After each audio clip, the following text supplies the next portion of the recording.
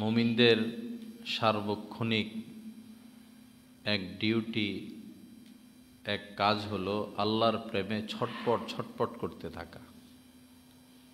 সব সময় দুনিয়ার কাজ করতে হয়। আর দুনিয়া দারুল আসবাব, আয় রোজগার, খাওয়া দাওয়া, ঘুম, গোসল, ছেলে মেয়ে, বাজার সদাই, এগুলো হচ্ছে প্রাসঙ্গিক। আসল যেটা, সেটা হলো আল্লাহকে ভালোবাসতে থাকা। সব জায়গায় আল্লাহ পাকের ভালোবাসার সূত্র খোঁজা। দিলকে আরশে আজিম ওয়ালার কাছে রেখে দেওয়া। দিল থাকবে আকাশে, দিল থাকবে আরশে আজিমে, বা দিলে থাকবে আল্লাহ। আর সব কিছুর মধ্যে আল্লাহকে খোঁজা, সব কিছুর মধ্যে। কি সুন্দর দিন আসতেছে, দিন আস্তে আস্তে শেষ হচ্ছে। 9টা বাজে, 10টা, দুপুর, বিকাল, এরপরে সন্ধ্যা, এরপরে রাত শুরু হয়। তারকা আসে, চাঁদ আসে। কে এগুলো পরিচালনা করেন? শীতকালে শীত, গরমকালে গরম, সবই আল্লাহ পাকের কুদরত। সব কিছুর মধ্যে আল্লাহকে খোঁজা। সময় বেশি নাই ভাই। যতটুকু ভালোবাসা অর্জন করব, মৃত্যুর পরে আমার পজিশন ওই পরিমাণ হবে। আল্লাহ পাকের সাথে সম্পর্ক যতটুকু, সেই জগতে আমার অবস্থান ততটুকু। সময় খুব কম। প্রত্যেকবার নজর হেফাজতের বিনিময় আল্লাহর কাছে আল্লাহর ভালোবাসা চাওয়া। প্রত্যেকটা গুনাহ থেকে বাঁচার যে আঘাত, এই আঘাতে অন্তর ঝরঝরিত হয়, এর বিনিময় আল্লাহর কাছে আল্লাহর ভালোবাসা চাওয়া।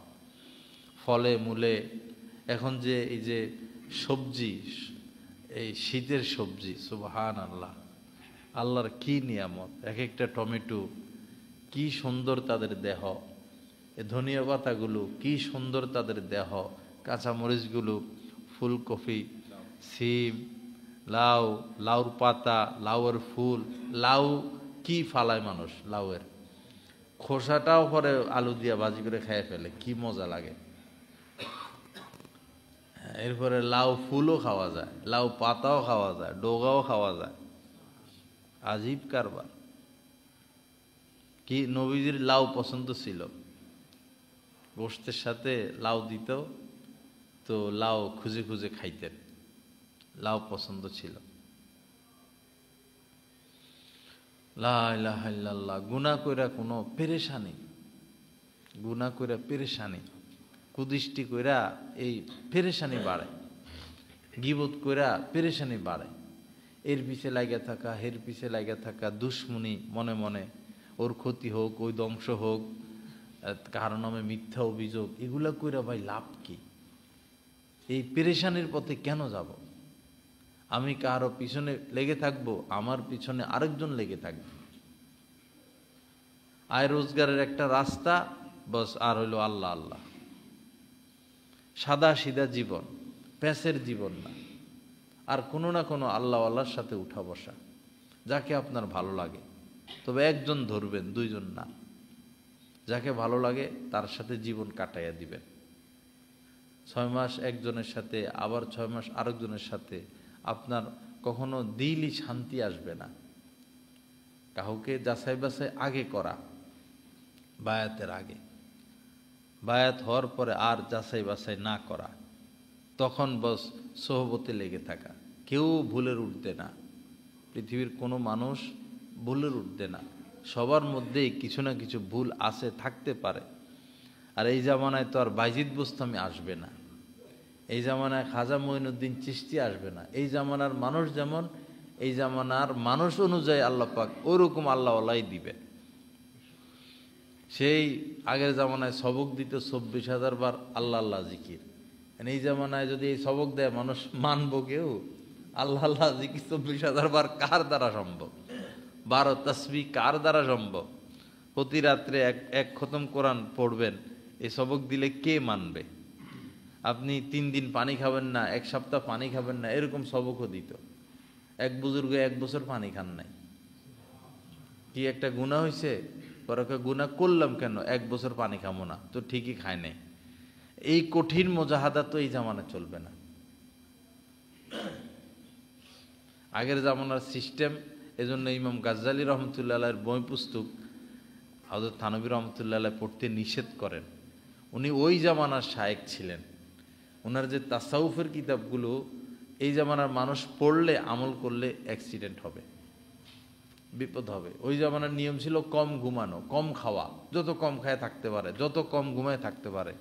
এই জামানায় যদি কম ঘুমায় কম খায়, এই 1 মাসের মাথায় সে হাসপাতালে ভর্তি হবে।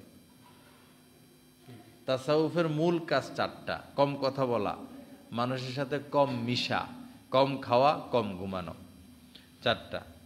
তো হাজী আমদাদুল্লাহ মুহাজ্জের মক্কি রহমতুল্লাহ আলাইহি বলছেন এই 4টাই জামানায় চলবে না। এই 4টা ধরে রাখলে মানুষ তাসাউফ থেকে দূরে সরবে, অসুস্থ হবে, ইবাদত ছেড়ে দিবে। তো হযরত বলছেন 2টা বাদ, একটা হলো কম খাওয়া কম ঘুমানো, এটা বাদ। 2টা বাকি আছে: কম কথা বলা, মানুষের সাথে কম মিশা, বিশেষ করে খারাপ মানুষদের সাথে একদম না মিশা। রাজনৈতিক ব্যক্তি, এরপরে সুদে লিপ্ত, ঘুষে লিপ্ত, আউট ফাউট কাজ নিয়ে যারা ব্যস্ত থাকে তাদের সাথে না মিশা, ক্ষতি হয়। প্রতিদিন অন্তত কোনো আল্লাহওয়ালা সোহবতে 5 মিনিট হইলেও কাটানো, কমপক্ষে 5 মিনিট, 10 মিনিট। প্রতিদিন সম্ভব না, 2-3 দিন পর পর, 2-3 দিন সম্ভব না, 1 সপ্তাহ পর পর, 1 মাস পর পর। আমাদের শায়েখের বয়ান তো আমরা পাই, সব বয়ান পাই, এরপরও যাই কেন? এক নজর দেখা, একটু বসা, জিয়ারত। কোনো আল্লাহওয়ালার সাথে কেউ যদি আল্লাহর মহব্বতে জিয়ারত করতে যায়, দেখতে যায়, ওয়াজাবাত মহব্বতি, আল্লাহ পাক বলেন তাকে ভালোবাসা আমার উপর ওয়াজিব হয়ে যায়। আপনার ছোট ছেলে, তারা যদি কেউ দেখতে যায়, আদর করে। আপনার বাবা অসুস্থ, তারা কেউ দেখতে গেল, আদর করলো, তার প্রতি আপনার দুর্বলতা আসে না? তো আল্লাহর ওলিকে যদি কেউ দেখতে যায়, আল্লাহর কাছে তারে এমনি ভালো লাগা যায় যে আমার ওলিরে দেখতে আসছে। লা ইলাহা ইল্লাল্লাহ। সোহবত বাবা বড় কঠিন, সোহবত ছাড়া পরিবর্তন আসবে না। তবে নিজের শায়েখের সম্পর্কে দিল পরিষ্কার রাখা, স্বচ্ছ রাখা, কোনো এশকাল না রাখা। কোনো এশকাল আসলে কাহারো থেকে জেনে নেওয়া যে এই ব্যাপারটা এরকম কেন। হয়তো নিজের ইতমিনান রাখা যে উনি যেটা করছেন এটাই ঠিক, এই নিজের জ্ঞান বুদ্ধি এলেম সব বিসর্জন, উনি যেটা বলছেন এটাই ঠিক, উনি যেটা করেন এটাই ঠিক, এটা হলো কথা। এটা সম্ভব না হলে কোনো বিষয় যদি এশকাল থাকে, তাহলে তার আশপাশ যারা থাকে বা যারা খোলাফা, তাদের থেকে জেনে নেওয়া যে এই ব্যাপারটা কেমন। আমাদের এরকম হইতো, আমরা জেনে নিতাম, বহু বিষয় জেনে নিতাম। মসজিদে হারামে নবী হযরতের সাথে বসা, জুমা পড়ব উমরায়, তো আজান হয়েছে, জুমার আজান, সবাই সুন্নত পড়ে, হযরত সুন্নত পড়ে না, হুইল চেয়ারে বসা। হযরতের সাথে যারা আছেন খাস তারাও কেউ পড়ে না। আবার অনেকে পড়তেছে, বিশাল বড় কাফেলা, করাচি থেকে অনেক লোক আসে উমরা করতে, তারা কেউ পড়ে, সুন্নত পড়তেছে, হযরত পড়েন না। তো পড়েন নাই তো পড়েনি নাই। পরে জুমার খুতবা শুরু হইল। তো এখন চিন্তা করতেছি, মুসাফির সুন্নত না পড়লেও চলে, অসুবিধা কি, পড়েন নাই। আবার চিন্তা করতেছি এই জায়গায় বসে অবসর পড়াই তো যাইতো আল্লাহর ঘরের পাশে, মাথায় বিষয়টা ঘুরে গেলে আর কি। পরে যারা সাথে থাকে, আমি জিজ্ঞেস করি নাই, হেরাই একজন বলতেছে যে এরা তো সুন্নতের সময় দিল না, এরা সুন্নতের সময় দিল না। মানে হইল আজান দিয়ে দিছে ওয়াক্ত হওয়ার আগে। এমনি আমি দেখছি হযরত বারবার মোবাইল দেখেন, আর সাথে যারা আছে এরা তো জানে বুঝে, কাবা এগুলো তো ইহুদিদের কিছু ষড়যন্ত্র আছে, এই বারবার মোবাইল দেখেন কিন্তু নামাজ শুরু করেন না। পরে একজনে বলল যে এরা তো সুন্নত পড়ার সময় দিল না। কি ব্যাপার? ব্যাপার হইল মানে আজান দিয়ে দিছে ওয়াক্ত শুরু হওয়ার আগে, জুমার আজান দিয়ে দিছে, ওয়াক্ত এখনো আসে নাই। তো ওয়াক্ত না আসলে নামাজ পড়বে কেমনে? তো এই জন্য সুন্নত শুরু করতেছেন না। পরে যখন ওয়াক্ত শুরু হয়েছে, দেখছেন যে ওয়াক্ত শুরু হয়েছে, নামাজ পড়বেন, তখন খুতবা শুরু হয়ে গেছে, আর কেমনে সুন্নত পড়বেন? তো বিষয়টা যদি তাহাকি আমরা না করতাম, তো তাহলে তো মনের ভিতরে একটা এশকাল গুডুর গুডুর থাইকে যাইত। এরপরে যায় দেখি হজরত মানুষ নামাজ পড়তেছে, মানুষের সামনে দিয়ে হাঁটে। আরে এত বড় আল্লাহওয়ালা উনি যে মানুষের সামনে দিয়ে, এটা কি নামাজ পড়তেছে সামনে দিয়ে হাঁটে? মানে যাওয়ার পরে মাসলায় এত ফেঁস লাগছে। আবার ইত্তেসাল নাই, যার যেখানে কাবা তো হেরেম শরীফ তো অনেক দূরে, হোটেলের দূরে নামাজ পড়ে, মধ্যখান দিয়ে ইত্তেসাল নাই, খালি জায়গায় জায়গায় সমস্যা মাসলা মাসাইলে।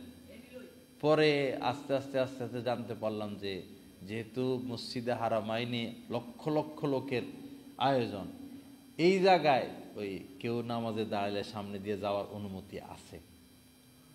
এবং এই যে ইত্তেসাল, আমাদের এগুলোতে ইত্তেসাল লাগবে, সংযোগ লাগবে, কিন্তু সে জায়গায় যে যেখানে নামাজ পড়ুক, যেহেতু এটা নামাজের জন্য তৈরি করছে, সেই জায়গার জন্য সেটা ঠিক আছে, জায়গা বিশেষ মাসালা ভিন্ন।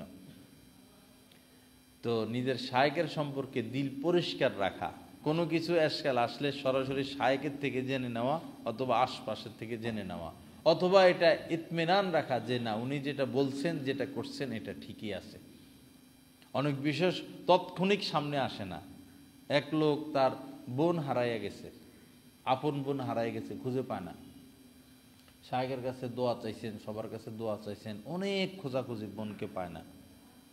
পরে শায়েক একদিন ওকে বলতেছে তুমি অমুক জায়গায় যাও, খারাপ একটা জায়গা, ওটা আমি নাম বলতেছি না, ওই জায়গায় যাও। মানে ওই জায়গায় যাওয়া তো হারাম, ওই জায়গায় যাওয়া তো হারাম, এটা পাপের আখড়া। শায়েক বলতেছে যে ওই জায়গায় যাও। এখন তো মুরিদ কি করব? পরে শায়েকের নির্দেশ, তো গেল, টিকিট কাটলো, ভিতরে ঢুকলো, শায়েক পাঠাইছে আমার এই জায়গায়। পরে যায় দেখে যে রুমে ঢুকছে, যায় দেখে যে নিজের বোন ওখানে, বোনকে পাইয়া গেছে, নিয়ে আসছে। পরে তো অনেক সময় আল্লাহওয়ালাদের অনেক হেকমত থাকে, অনেক হেকমত থাকে, এটা তাৎক্ষণিক বোঝা যায় না, কিন্তু তার উপরে আস্থা রাখা, বিশ্বাস রাখা। লা ইলাহা ইল্লাল্লাহ। আল্লাহ পাক আমাদেরকে মাফ করে দেন, আল্লাহ পাক সহি বুঝ দান করেন।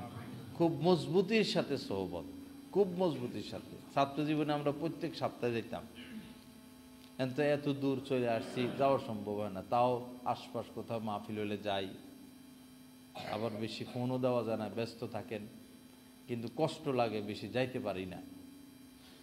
তাও তো 20-22 বছর ধরে যাইতেছি, যাইতে পারি না, তাও তো 20-22 বছর সম্পর্ক এখনো আছে। আমাদের সাথে কত মানুষ যাইতেন, এখন আর দেখি না। কত মানুষ ওই সময় দেখতাম, কেউ বিরোধিতা করে, কেউ এই হয়েছে, কেউ এই হয়েছে, লেগে থাকতে হয়, লেগে থাকতে হয়, ঝরে যাইতে নাই। গাছে তো অনেক মুকুল আসে, অনেক ফুল আসে, সব ফুলের থেকে ফল আসে না, আবার সব ফল পাকেও না, ঝরে যায়। আমাদেরকে টিকে থাকতে হবে। নবীজির সাথে বহু চলতেন, ওহিও লিখতেন, এরকম লোকও ছিল, পরে কাফের হয়ে মারা গেছেন। টিকে থাকা বড় কঠিন, শেষ পর্যন্ত টিকে থাক। আল্লাহ পাক জাল্লা জালালু আমাদেরকে আমলের তৌফিক দান করেন। ওয়া আখিরু দাওয়ানা আলহামদুলিল্লাহি রাব্বিল আলামিন ওয়া সাল্লাল্লাহু আলা নবিয়িল কারীম। প্রত্যেক জুমার পরে মজলিস হয়, এরপরে আবার নাস্তা থাকে। এই বেচারারা আমাদের ইব্রাহিম ভাই, এরপরে নীল মিয়া, অনেকে আছে, সজীব, এরা এগুলা আয়োজন করে। আপনারা না খেলে তো কষ্ট পায়, সবাই সবসময় খাইয়া যাবেন। এরপরে অনেকে বায়াত হইতে চায়, ওই খাওয়া দাওয়ার পরে বায়াত, নাস্তার পরে বায়াত, দেখা সাক্ষাৎ কথাবার্তা, এটা ওই নাস্তা গ্রহণের পর। মাশাআল্লাহ।